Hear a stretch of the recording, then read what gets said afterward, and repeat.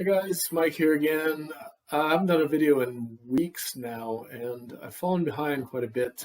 Made some moves in the meantime, but I wanted to talk about ASOS here as I increased my position to 5% after the recent collapse in the share price. Now I increased the position to 5% instead of my intended 10% if it fell down to this range. I did that for a couple of reasons. One is that I found something that I consider better, which is actually StoneCo. I'm going to do a video on that one. I'm just having trouble because it's pretty complicated.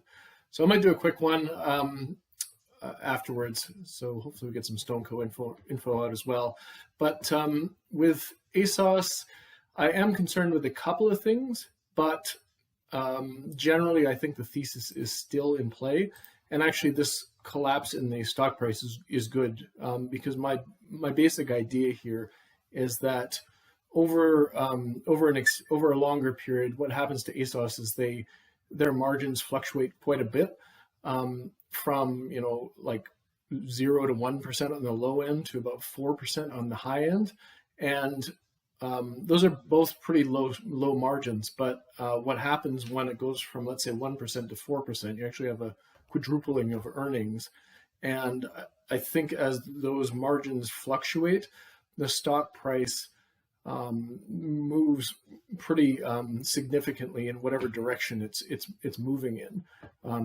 Like going from 1 to 4%, you get a pretty big earnings bump, and you get a lot of enthusiasm from the stock community, and people start piling in, thinking that, as everyone always does in stocks, is they extrapolate the current trend over way too long a period. So I think that's what the market's doing right now. It's extrapolating this contraction trend over like indefinitely, and basically that means that the company's going under based on the current pricing. So if we're looking at Q3 earnings here, the stock got crushed, as probably everyone knows here, but they got crushed because they downgraded their profit guidance from 100 and 120 million in that range, pre-tax profit for the year, down to 20 to 60 million with an average of 40. So the market's reacting to the tough environment right now for this stock and companies like this. Sales were only up 4% for the year in Q3. Now, I think the hidden thing here is that they were going to be bad, and the company knew that. One of the big things was that last year they had a 47% growth rate due to being a stay-at-home stock, essentially. So we all knew these kinds of quarters were coming. And I think the market's being a bit short-sighted in reacting to this stuff. They also indicated that their sales in May, so at the end of the quarter, were up 10%. So that, if that continues, then you're going to see an accelerating growth rate going forward. They also, they got hurt by a few things. Yeah, inflation, obviously. And supply chains. This is a type of company that's going to get whacked by both of those things. And so they're right in the midst of the most difficult part of that stuff. Well, maybe not maybe it gets harder, but this is definitely a hard part. So what else here?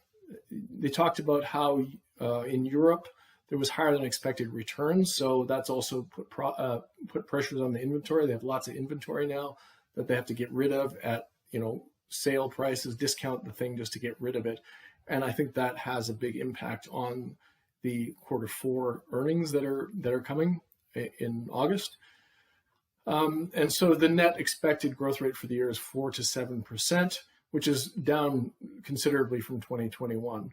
However, they still have indicated that their goal for 2025, so 3 years from now, is 7 billion on the sales side. So that's up from 4 billion now. So that 3 years adding another 75% to growth. So they do still have confidence that the growth rate will accelerate pretty strongly from here. And my view on this quarter earnings is they were bad. We expected them to be bad. They also had to get rid of Russia, which hurt hurt the growth rates and the margins because they had to basically pull all those sales out. And again, we knew that was coming. So I actually like this because it allows me to buy the stock cheaper. I think it's a short-term problem, and a lot of my portfolio is built on companies that have problems that I think are temporary, and then all I have to do is look a little bit further than what the market's looking at and see if it actually gets rectified at some point. So I think that inflation is temporary to some extent. I wouldn't, not transitory, but like Jay Powell thought it was. But I think there's a natural sort of adjustment that's going to happen with inflation here. If you look at any of the commodities, aluminum, copper, corn, wheat, and even oil and gas now, they're all coming down sharply from their highs. So that's going to put some downward pressure on inflation just generally. And I do think that supply chain problems will get rectified eventually. You know, the free market has a way of solving that stuff over time. So I think that stuff's just temporary. It's taken quite a while to deal with, but I do think that the invisible hand will win out here in the end. In terms of position size now, I bought it originally at 3%, position quite a lot higher price than this. And if my last video, I basically said it wasn't cheap enough for me to put a proper position on. So that's been cut in half. I got that about 2090, and I added up, brought the portfolio up to 5%, or the position up to 5% as of last week in the just under $11. So I think my average price is in the 14s now. But again, I didn't bring it up to the intended 10% just because I'm a little bit worried about being in the fashion industry. I'm not an expert in fashion, so I don't really know what the trends are, but I'm going to, and you know, if they're going to be a main player over the longer period, but there's some metrics that I'm keeping an eye on to see if their strategy is still working and if there's still engagement from the customers. And as you guys must have seen, they hired a new CEO, so that's taken them, I don't know, since last year to hire a new CEO. His name, what is his name? Jose Antonio Ramos, and he was the CEO of Salsa Jeans, which is a Portuguese company. In the 2 years he was doing that job, they doubled their sales to 36 million. He joined ASOS last year, and so obviously they like him, or they wouldn't have promoted him at this speed to the top of the company.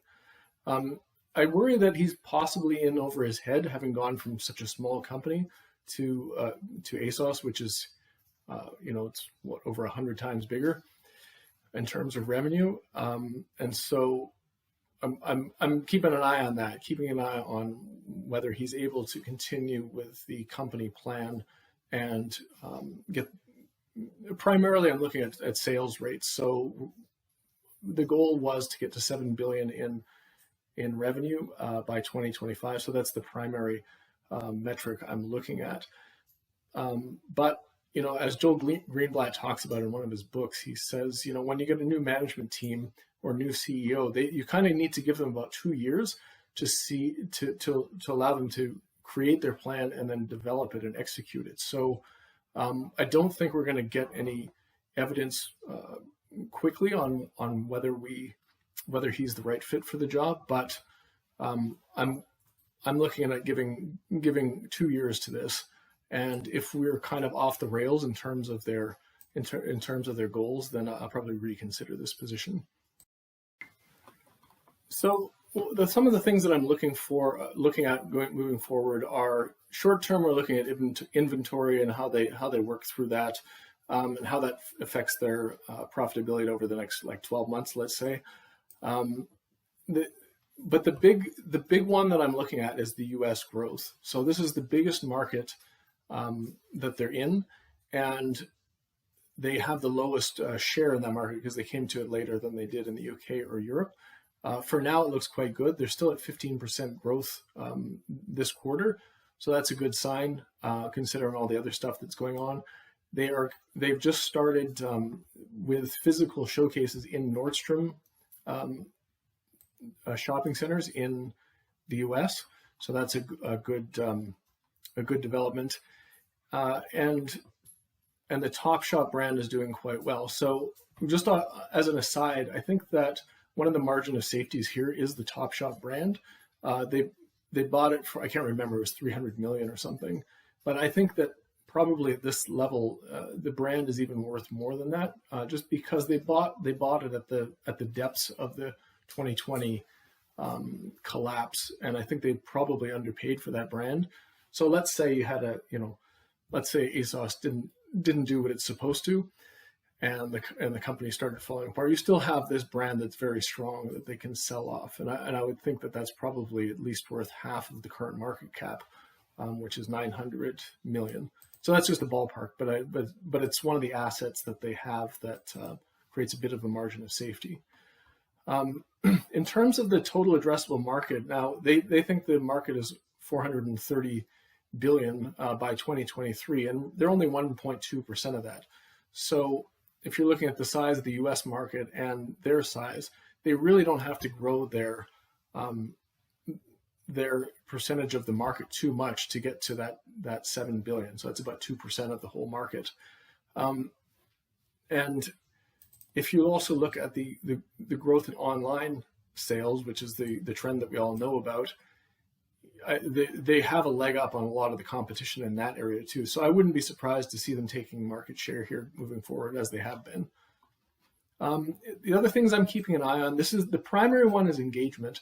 So fashion is a bit fickle. A bit might be an understatement, but so if something falls out of fashion in the fashion industry, then you can have a pretty quick collapse.